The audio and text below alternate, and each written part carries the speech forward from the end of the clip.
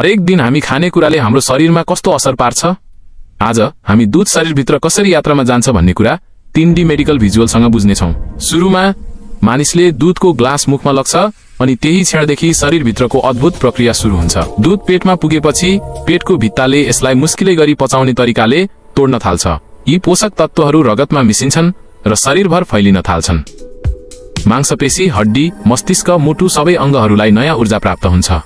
शरीरभित्रको तन्तुहरू झल्किन थाल्छन् र हामीले पाएका पोषणले सक्रियता बढाउन थाल्छ। सन्देश आदान प्रदान गर्ने सिनाप्सहरू झनै चहकिला देखिन्छन्।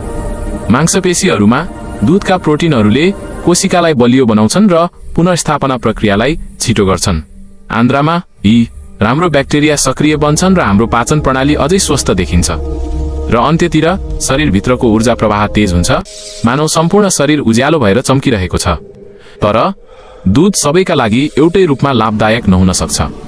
केही मानिसमा पेट दुख्ने, ग्यास बढ्ने वा पेटको सतह रातो भएर जलन हुने देखिन सक्छ। कसै कसैमा एलर्जी, छाला रातो हुने वा सुन्निने समस्या पनि देखिन सक्छ।